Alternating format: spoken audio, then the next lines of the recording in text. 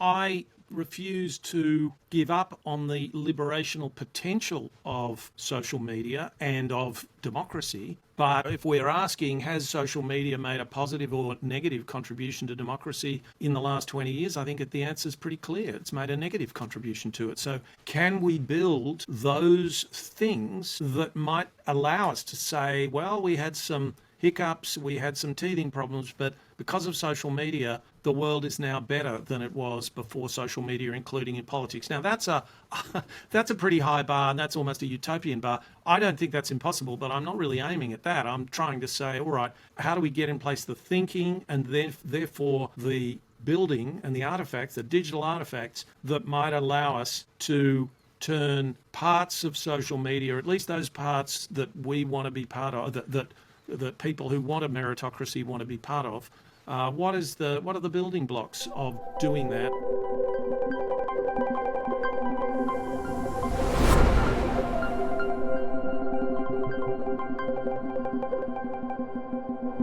Nicholas, before we go any further, this is a fascinating topic because it's right into the structure of how we structure our conversations and our democracy. But before we do that, let's just take a step back and define middleware. It has a number of definitions. There's the software definition. What do you mean? Yeah, so I took the word middleware from software engineering and from IT engineering generally. And as I think most people know, computers are run on layers of software, basically. And if you think about your computer has an operating system. Even lower than that is a thing called a BIOS. I've forgotten what the hell that stands for. And then built on that, and those systems give your computer a kind of basic nervous system, and then you can build eyes and ears and other things into that system. And then there are these things on the top. You and I are talking over an app which sits on the internet, and that's called Riverside. And so, if you like, that's the topware. And the middleware, it's all this stuff that makes the bottom speak to the top and makes the whole thing a coherent system that makes sense rather than flies off in all different directions. So that's what I mean by middleware, and it seems to me to be really fundamental to understand that democracies, like most important things in our social lives, aren't simple. They're built, and they're built over long periods of time. They've got lots of bits in them, strong things, subtle things, complex things, and that's what I mean by the middleware of democracy, all those things that we need so that democracies work rather than break down, as we watch them do rather a lot these days. And what middleware do we have that works fine? And what middleware do you think is fundamentally that we've taken for granted but is perhaps starting to shred? Yeah, so I think a long time ago now, a few generations ago, we had an authority structure. Now, that authority structure, there are plenty of things that you and I might choose to complain about, but it was an authority structure as opposed to an anarchic kind of structure. So if you had a medical problem, you went to see a doctor. Were doctors perfect? No. But doctors knew a lot more about medicine than we did.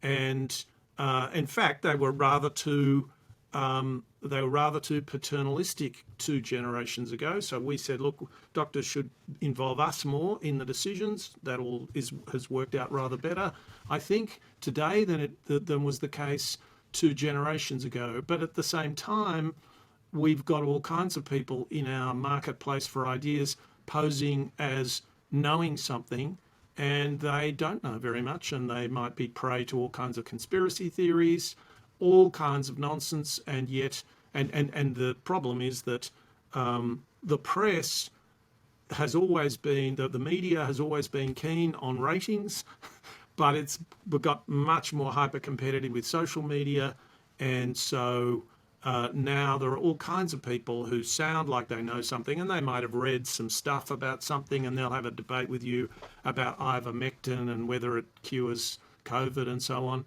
And while I'm not at all uncritical of the medical establishment, simply trying to get tips from someone like Joe Rogan or someone like that, as much as I respect some aspects of his shtick, that's not where I go for medical advice. So it's a pretty bad situation. So The problem is that the lack of meritocracy means that we are treating qualified experts and people with a microphone, and I include myself in that list, Yeah, as having the same merit because of the middleware that's currently there, something like social media. It's and in fact, it's ascribing even greater merit to somebody who's angry and wrong, yeah, but because they're good at being angry, they're yeah, getting more exposure than yeah. somebody who's calm and right. Yes, exactly right. And the system we had in place 60 years ago when I was a kid was worse in some ways, but better in an awful lot of ways. And so we have this shouting match, and in principle, it's good to say everyone should have a voice. They should, but that voice should be calibrated according to what they know. And so, in a way, what's happened is we've had a crusty, snobby, professional system telling us who the experts were. Those experts were disproportionately middle class, disproportionately male, disproportionately well educated and well remunerated. And those things aren't, there's some good things about that, and there are some bad things about that. And essentially, what we've done is we've said everyone gets a say.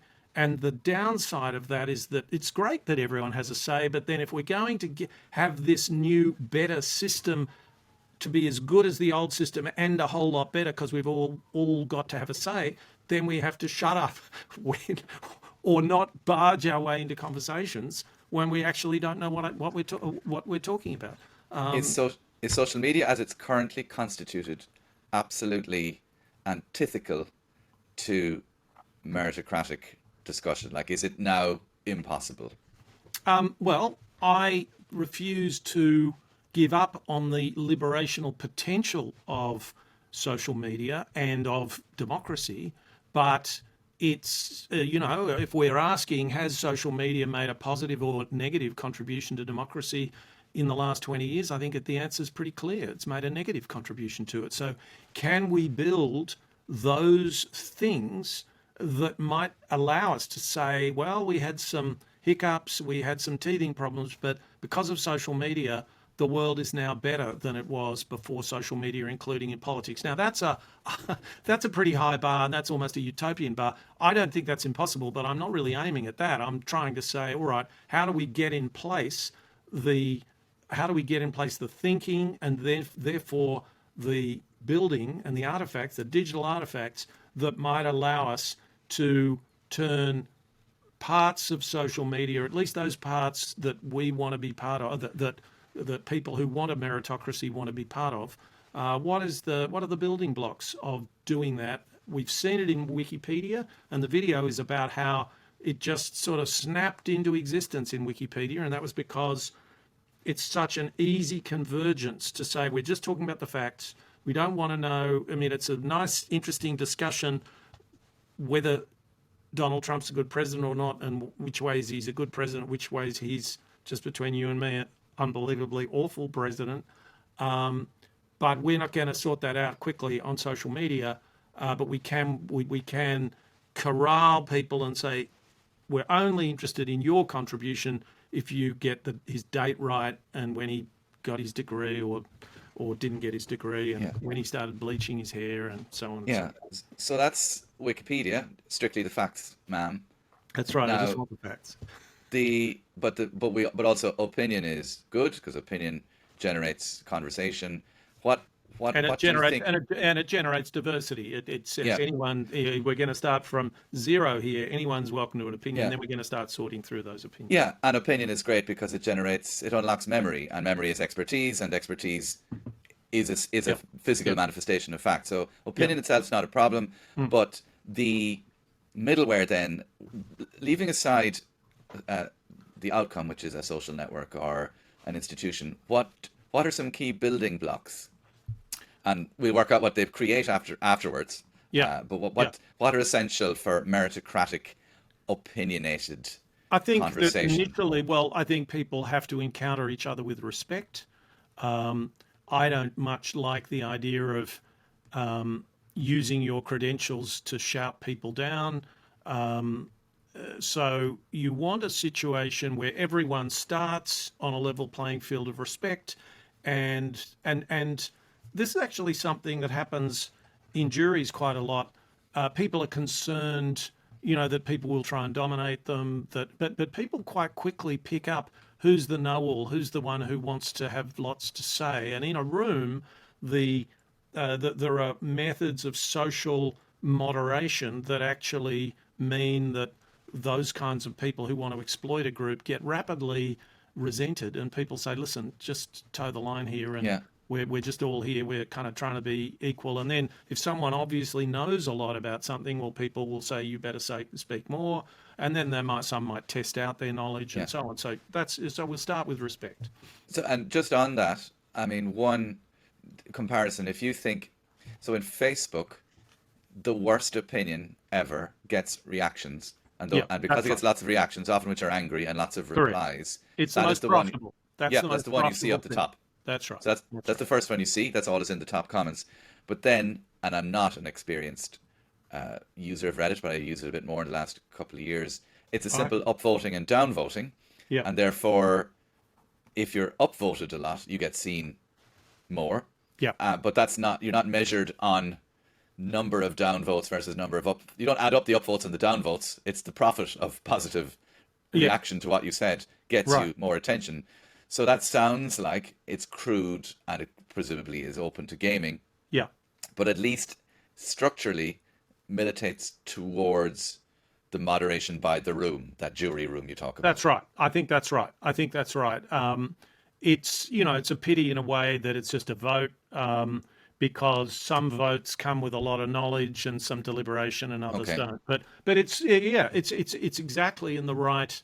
It's exactly in the right kind of area. And then the example that I gave in the interview, in the not the interview, this is the interview, in the video that I made, is this idea that I want to try, and I do this quite actively. I have a weekly newsletter which I send out, and a couple of times I've said, hey, I don't know about this subject. What I do know is that this guy is an Israeli, he's pro-Israel, and he's really down on what the Israeli government are doing. So I'm identifying that as likely. I can't prove it, but I'm suspecting this is a high signal to noise communication. This guy is not just talking his book; he's talking against his book. And so the algorithm that's discussed in the video is this question: who is well regarded by people who disagree with them? And it seems to me there are just all kinds of good qualities about that. There are good ethical qualities because the sign is that they are treating people with respect and they are getting respect. There are other good qualities as far as knowledge is concerned. It's likely that they can see both sides of a situation, and it looks like they're trying to exercise their judgment about taking that knowledge and saying, yeah, well, that's okay, but in this case, doesn't the balance of judgment go this way or that way? And also, it is unprofitable for them to make a statement. If they make something, if they say something, not necessarily and not definitively, but if Yeah, somebody says something for which they have no financial gain yeah, or power gain or yeah, influence gain yeah. as a direct result of it, and potentially there's a negative impact, then That's right. it's not ludicrous to ascribe greater credibility to what That's they've right. said, That's right. because they are, That as you yeah. said, talking against their own book or their own people. And ultimately, it's that, to come back to your original question, it is that is the middleware of democracy.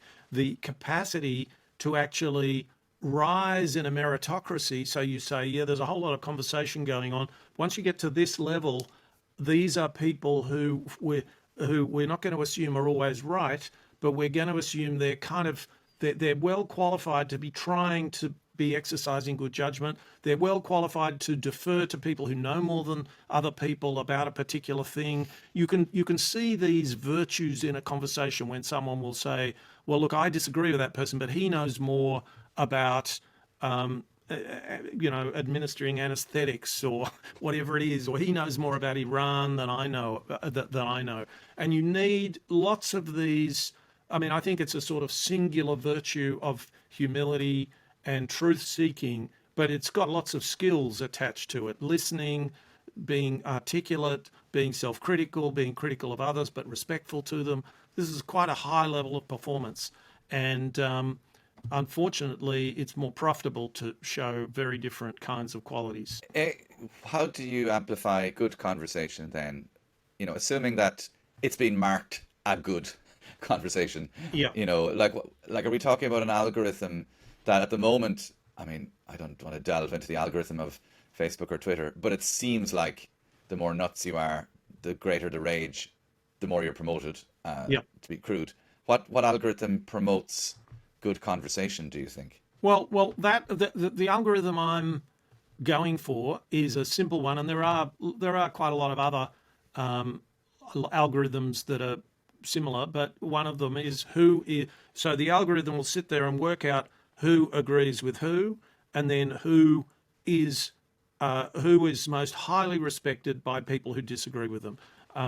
But you can also, I mean, another algorithm is who is admired by other people who for knowing a lot. Now, again, because people can bullshit, because people can simulate knowing a lot, you might then put a kind of secondary algorithm and in fact say who is regarded as knowing a lot by people who disagree with them. So that you can go in lots of different directions. But at the moment, what we know is that on social media, this is a great way not to make money. Yeah. And therefore, the early billionaire class on Facebook and Twitter or X, and YouTube to some extent, but I think rather a less extent, they're all promoting rage and high arousal.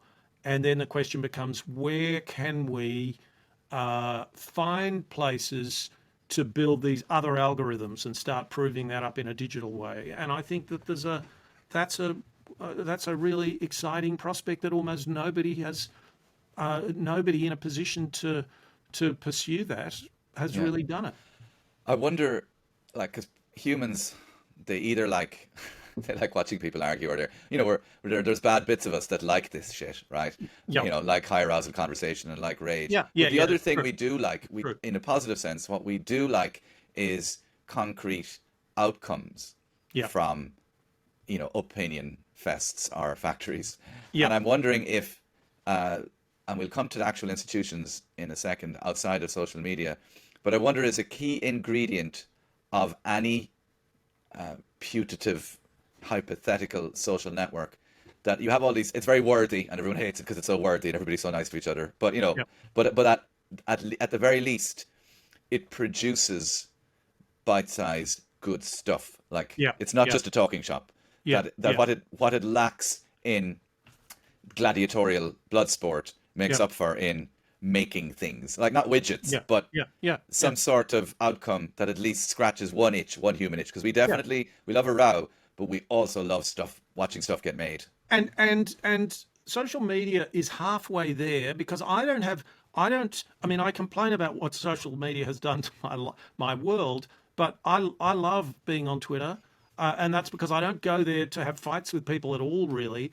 I go there to follow people who I respect. So I am that algorithm. I'm saying, and I definitely follow people who I don't agree with, who I want to hear from, because and some of them might be a bit shouty, but they'll also be pretty high signal as well. There'll be interesting things that are said. So you can curate your own experience. Now, Twitter has taken to sending me J.K. Rowling's tweets. I don't have a problem with her tweets, with her ideology on these issues to do with trans and so on. I am completely astonished she just goes on and on, sort of trolling trolls. I find if I was in that position, I'd do that a little bit, and then I'd say, look, I might do this once a month or once a year, but really, I've said what I I'm a have to say. billionaire. Yeah, why am Yeah, I? I said what I have to say about that. Yeah. I'm not going to take it personally, because why would you take personally someone having a go at you when they're really just trying to provoke you? They may not even be a human being. It's kind of weird. Anyway, so Twitter has noticed that when it puts some of her tweets in front of me, I click on them. So I've got to stop doing that. And maybe so it's always trying to rev me up, and it's not really giving me great. Its algorithm is always about getting me giving me stuff well, it's stuff I've clicked on before and stuff that rates well in the algorithm as stuff that people click on. But I mostly ignore that. And if I've got half an hour and I want to look at some new things, I follow a few hundred people and I see what they've tweeted and there's interesting stuff. So personally, I can't complain. That's a pretty damn good service that I didn't have 20 years ago. But there are ways in which I think we should be starting to, there are organizations and there are ways of profit-seeking organizations to build mechanisms on which conversations are had, and we are looking to cultivate the very best in those conversations. Just before we move on to the next thing, I just want to shout out one thing that I use that is, social network, but again, it's Reddit. Explain like I'm 5, which is an amazing thing for summer. So if you want to, you can do it on AI, you can do it on ChatGPT, but if you don't want to use all the energy, Reddit has a tradition of you ask, explain like I'm 5, quantum mechanics or whatever, and somebody will put something up. There'll be some criticism, but ultimately it is they spit out bite-sized things, and if you use your judgment and read across a number of different explanations, you can get where there's convergence and divergence. And so that I find that to be a tangible product that comes from the commons. But if we don't want to talk about social networks, or we want to have, say, not on social media, are institutions starting to follow the path of social media and sensationalism, and how do we correct their trend? I think it is a great pity that there are lots of, I could call them meso institutions. Again, I might not be using the language correctly, but institutions that aren't pure private sector and they're not pure government sector. And the BBC is in fact run by and it's funded by government, but its job is not to prosecute some case or something that governments have initiated. Its job is to be an agent for cultural transmission, an agent for cultural excellence.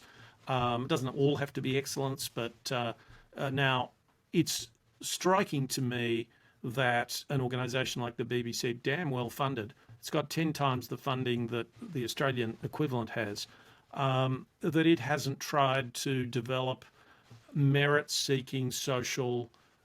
Just think of the comments threads beneath programs on its website. Think of all the kind of dialogue that the BBC encourages. It's very it really hasn't moved much from you're the audience, we're the propagators of the message. If you want to write comments, just go for your life, but we'll pretty much ignore them. As opposed to trying to curate a good quality discussion. Another way to think about this, and in fact, intriguingly, I would say that commercial media has been much better at this than the BBC and the national broadcasters. If you look at reality TV, a lot of reality TV is pretty awful, but reality talent quests, these these talent quests where they kind of, they might put people in something a bit like the Big Brother house or something, but you get to know them and you see them rehearsing and they turn it all into a bit of a drama and so on. Now, that has been a really diabolically good way to produce pop talent. And all of the gatekeepers of popular talent were kind of melted away, and you got this huge rush of new talent into stuff that I don't care that much about, which is popular singing and stuff. Now imagine if the BBC gave itself the task of its next 20 anchors in 5 years' time, at least 25% of those came up through comments. That they thought of themselves as being in charge of a social platform where we could discover talent. You didn't have to, if people want to go to uni and get degrees in things, that's just great with me. But a talented journalist, a talented compere, maybe that's going to be a good thing, maybe it's not. So there are all kinds of things like that people can do. When I was the chair of a thing called the Government 2.0 Task Force in Australia, and I drew attention to a woman, and her name, I'll tell you her name was Julie Hempenstall, and she lived in a town which you may have heard of called Bendigo, an old gold mining town in Victoria. Oh, yeah. And She came onto so in 2007, the National Library of Australia had started digitising newspapers, and what it did was it put up the digitisation of the newspapers, mistakes and all, onto a wiki. And when people could read these newspapers, and they're very interesting to read about Governor Macquarie's new school for Aboriginal kids opened in 1813 in Sydney or whatever. And then you see a mistake in the optical character recognition and you can correct it. Well, this woman shot to the top of the corrections competition. You know, they logged who was correcting things, and within 8 months or something, she'd made 500,000 corrections. Now, my provocation at that time was to say, when is the first secretary of a department going to be found their way up into these things via passion? And, you know, that doesn't mean they don't go off and do some study and so on. We could be doing these things. We're not doing these things. And so those are the kinds of things that are opened up by by looking at the social potential of social media.